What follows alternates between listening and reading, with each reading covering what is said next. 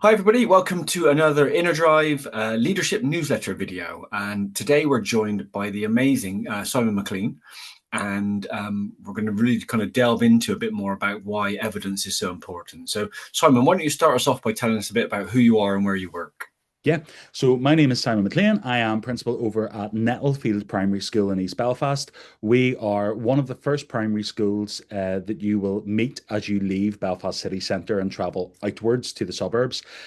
We have around 420 pupils from our nursery right up to P7. So we're a two-form entry school, and we would have a very diverse profile. So we are looking at around 45 to 48% newcomer within our school, and we would be hitting around 65% free school meals. And those indicators really help to give a flavour and a picture of what our school is like. With all of that diversity, we have a wide range of experiences that come up on a day and daily basis. And that just adds such a flavour and an excitement to our day while we do the business of education. And we are always very aware of trying to make the ground fertile for learning to occur, but also how we can support our teaching staff and our assistancy staff to make sure that they can do the best job that they can with the children that are in front of them. Amazing. Well, that sounds great. Well, as you know, we're here to talk a bit about the kind of engaging with evidence newsletter. So let's dive into that in a bit more detail. So, why is evidence so important to you as a school principal? I think that evidence is really important to me because it's been part of my DNA growing up. So on my journey, I had a B.Ed degree and I had my dissertation where I was looking at some really big issues around religion and faith within Northern Ireland and the teaching of RE. So I love being curious and I Yeah. love asking questions that people don't really want to ask. So some of my early dissertation work was centered around if RE is in controlled schools and maintained schools. What does that look like within the integrated sector for Northern Ireland? How does that Right. move Okay. forward? And what does the experience of teaching RE look like within that pluralistic environment?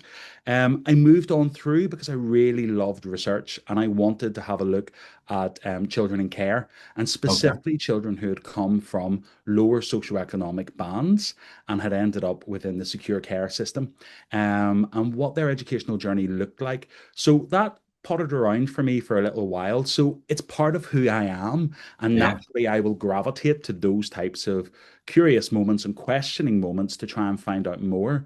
But Yeah. for everybody who has found themselves into senior leadership and in general classroom teaching at the chalk face, research should be bread and butter because we want to challenge the status quo.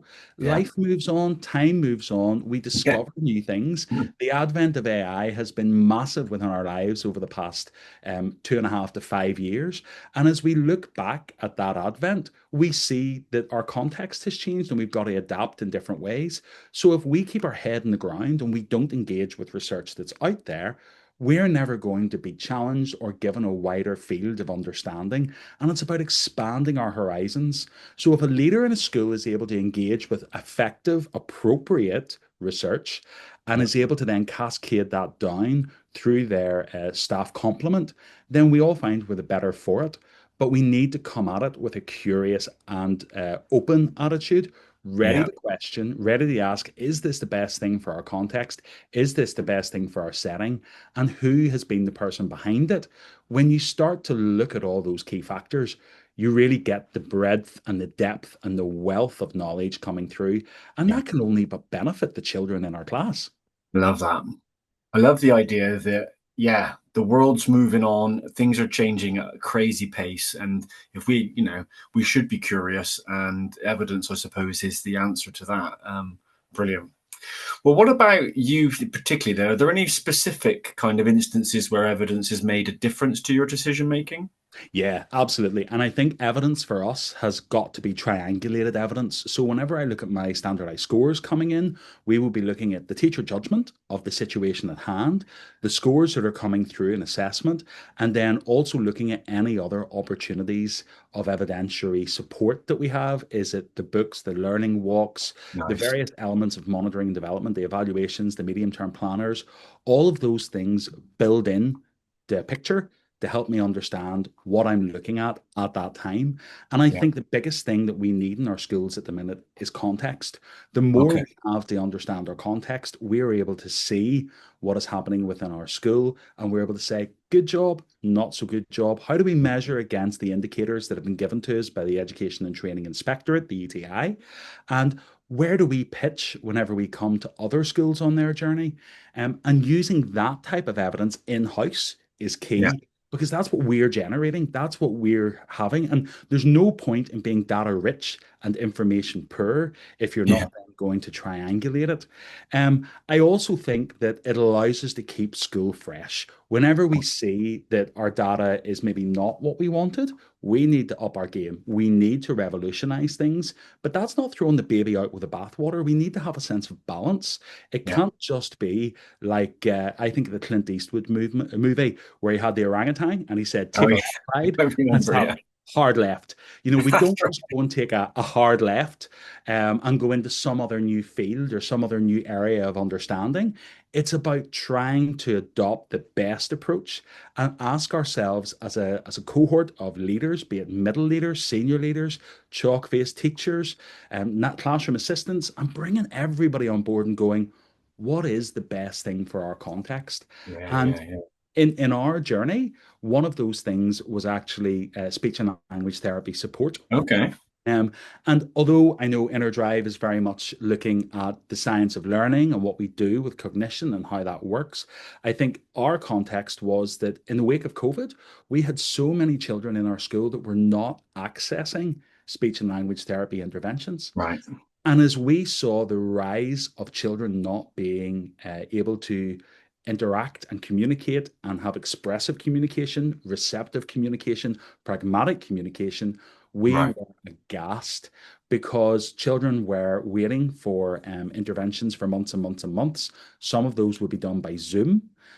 Some of those wouldn't be up close and personal with someone who needed them. Therapists were coming in and out all the time. And we saw the evidence of what that was doing to our children, and we had Right. to make a move. And actually, whenever we did, and we took that decision in January 2023 to liaise with a private provider of speech and language therapy interventions, we found a big change within our school clientele or service users. Yeah. We were able to link into service user experiences to try and see how that impacted them and what we could do differently and where we could go differently.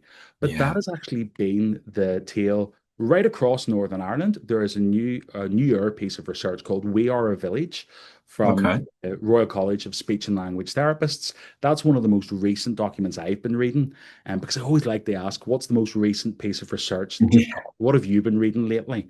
And that has been my one that I've been looking at, primarily because whenever we see the rates across Northern Ireland have actually trebled between the years 2019 and 2023, we were on to something, Yeah. and the Absolutely. instances and the waiting times and things like that. So actually, evidence can also affirm you.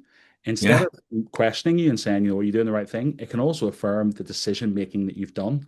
But you Yeah. need to be having the result in the data that's there, the user judgment, but also the service user experience. That's Love really it. key, the pupil experience. Yeah, that's great, isn't it? And I think that's a real key takeaway for people about, there's a couple of things in there. A, triangulation, this idea that, you've got some internal data, you've got external data, and you've probably got your own kind of professional experience that all comes together to kind of form that. But also I like the idea of making sure that you are, up to date, that you're at least considering the new, research because it's happening all the time. Um, Great. Well, let's move on to the final question then. So, if if people wanted to engage more with evidence, what advice would you give them? I think that you've got to think about the quality. So whenever you go shopping, what is the supermarket that you're going to use? Is Yeah. it going to be your Waitrose, your Sainsbury's, your Tesco's. And as you go down the list and where you shop, it is who's the quality of your purveyor of goods. And I Yeah. think that's really important. For me, I've grown up with the Educational Endowment Foundation, the work of Becky Francis. I've been reading, obviously, the interim report from Becky Francis about knowledge-rich curriculum. So we're Yeah. really trying to be up to date on that because we know there are changes coming in Northern Ireland. We're moving to a more knowledge-rich footing. So we have to be following others' leads and Right. looking at the potential pitfalls and potholes as we navigate that journey because they've walked the road before us. They are empirical research advocates. They Yeah. have really worked hard to have a wide range of sources. We know that their pedigree is good. So as we look at the pointers that they are making, we don't want to be stepping into the potholes that they have identified on the way. We don't want to Right. blindly run forward. So I think, if you're going to use research, EEF is a great place to start, and you can get Yeah. a wide range. Inner Drive's attitude to research has been phenomenal. And what I love, as I've alluded to already, is this is some research I found useful. This is some research that actually makes me curious. This is Yeah. some research that excites me and gives me the jump off platform to go and do some deeper work. And I Yeah. think all research needs to be about a jumping off point, but you got to be sure who you're getting it from. It's like the Wikipedia versus something that has been absolutely researched. You don't want Yeah. there That's just to be brilliant. a couple of sources. This is two pieces of research that have been conducted in a lab and it Yeah. worked and it was great. But actually, we want to see lots of opportunities where this research has been conducted in a number of different settings.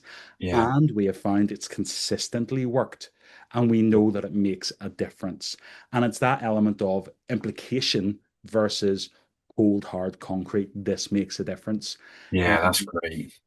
That's really great, and that feels like a nice place to end with those three ideas of kind of make sure you're getting your research from the right place, treat it as a jumping off point. It's the start of a conversation, and then just be quite critical about your kind of use of it. Really, be professionally skeptical, I suppose, is a phrase we might use. Well, sadly, we're out of time, which we could talk about this all day. But thanks ever so much for joining us. I'm sure the listeners will really enjoy this as well as the newsletter. So yeah, thanks again. no, thank you for having me. I really appreciate it.